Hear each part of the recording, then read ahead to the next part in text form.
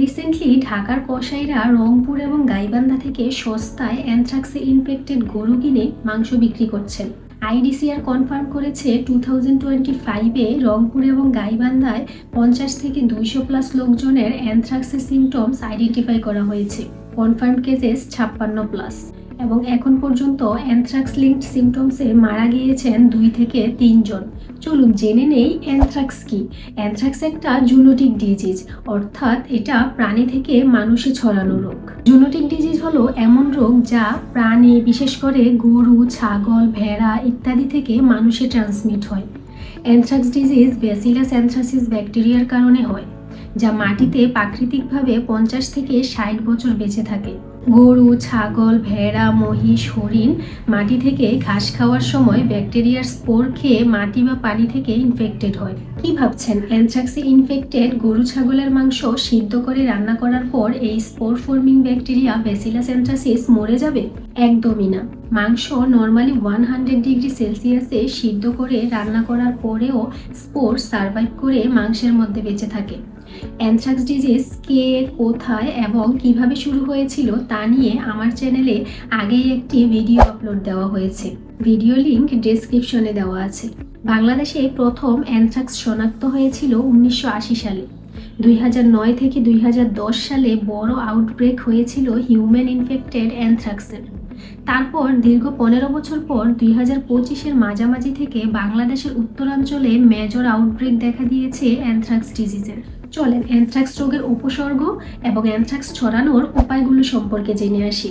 Bacillus অ্যানথ্রাসিস bacteria সাধারণত মানুষ থেকে মানুষের শরীরে ইনফেক্টেড হওয়ার আশঙ্কা অনেকটাই কম, কিন্তু এই ব্যাকটেরিয়া 3 উপায়ে পশু থেকে মানুষের শরীরে ইনফেক্টেড হয়। 1. গবাদি পশুর লালন পালন, কষাই মাংস এবং চামড়া কাটা ও ছাড়ানোর সময় ইনফেক্টেড কাঁচা মাংস স্পর্শের মাধ্যমে মানুষের ক্ষত স্কিন দিয়ে প্রবেশ করতে পারে এই ব্যাকটেরিয়া, যাকে কিউটেনাস অ্যানথ্রাক্স বলা হয়। এই ক্ষেত্রে চামড়ায় ছোট চুলকানি হয়ে পরে ফোসকা আর কালো ক্ষত তৈরি হয়। জ্বর, মাথা ব্যথা হতে পারে, এই ক্ষেত্রে ব্যথা কম থাকে। 2. ইনহেলেশনের মাধ্যমে লাংসে ইনফেক্টেড হতে পারে অ্যানথ্রাক্স ডিজিজ। এই অ্যানথ্রাক্স নিতে পারে ভয়ঙ্কর রূপ।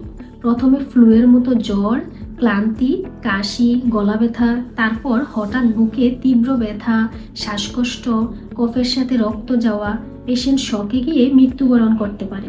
3. ওরাল রুট দিয়ে ইনফেক্টেড হয় গ্যাস্ট্রোইন্টেস্টিনাল অ্যানথ্রাক্স। এই ক্ষেত্রে পেশেন্টের বমি ভাব, তীব্র পেট ব্যথা, রক্ত মিশ্রিত পায়খানা, জ্বর, গলা ফোলা বা গিলতে কষ্ট হয়, পেটে পানি জমতে পারে। তাছাড়া ইনজেকশনের মাধ্যমেও অ্যানথ্রাক্স ছড়াতে পারে। অ্যানথ্রাক্সের ট্রিটমেন্টে আইডিসিআর স্যাম্পল টেস্ট করে কনফার্ম করে ট্রিটমেন্ট গাইড করে। আর্লি অ্যান্টিবায়োটিক্সের মাধ্যমে অনেকটাই কন্ট্রোল করা যায় অ্যানথ্রাক্স ডিজিজ। কিউটেনাস অ্যানথ্রাক্স অ্যান্টিবায়োটিকের মাধ্যমে প্রায় 99% কিউর করা পসিবল। এছাড়া অ্যানথ্রাক্সের রয়েছে কিছু প্রতিরোধমূলক ব্যবস্থা, যার মাধ্যমে আমরা রেহাই পেতে পারবো এই অ্যানথ্রাক্সের হাত থেকে। চলুন জেনে নেই কোন সেই গুরুত্বপূর্ণ প্রতিরোধমূলক ব্যবস্থা। সবচেয়ে গুরুত্বপূর্ণ প্রতিরোধ হলো গবাদি পশুকে প্রতি বছর অ্যানথ্রাক্সের ভ্যাকসিন দিতে হবে। অসুস্থ বা হঠাৎ মারা যাওয়া গরু কখনো জবাই করে মাংস না খাওয়া। মৃত পশুর দেহ পুড়িয়ে ফেলা। পোড়ানো সম্ভব না হলে কমপক্ষে 6 ফুট গভীর গর্তে চুন ছড়িয়ে চারপাশে মাটি চেপে দেওয়া, যাতে কুকুর শিয়াল খুঁড়ে না বের করে। কসাইখানায় চামড়া বা রক্তের স্পর্শ এড়িয়ে গ্লাভস, মাস্ক ও প্রতিরক্ষামূলক পোশাক পরা। স্কিনে কালো ক্ষত, ফোলা, জ্বর দেখলে তাৎক্ষণিক ডাক্তারের কাছে যেতে হবে। এলাকায় অ্যানথ্রাক্সের আউটব্রেক হলে আইডিসিআর বা পশু সম্পদ অধিদপ্তরে খবর দিতে হবে। সচেতনতা বাড়িয়ে অ্যানথ্রাক্সের ভয়কে জয় করে নিশ্চিন্তে মাংস খাওয়া কন্টিনিউ করতে হবে। আর্লি ট্রিটমেন্ট নিলে কিউটেনাস অ্যানথ্রাক্স 99% কিউর করা সম্ভব। আপনার এলাকায় অ্যানথ্রাক্স ডিজিজ নিয়ে কোনো আতঙ্ক শুরু হয়েছে কি? কমেন্ট সেকশনে কমেন্টস করে জানান। ভিডিওটি ভালো লাগলে সাবস্ক্রাইব করুন, লাইক এবং শেয়ার করে পাশে থাকুন। বেল আইকনটি বাজিয়ে রাখুন যেন পরের ভিডিওটির নোটিফিকেশন আপনার কাছে যায়। ধন্যবাদ সবাইকে ভিডিওটি দেখার জন্য। সায়েন্সের এই জার্নিতে আমাদের সাথেই থাকুন। আল্লাহ হাফেজ।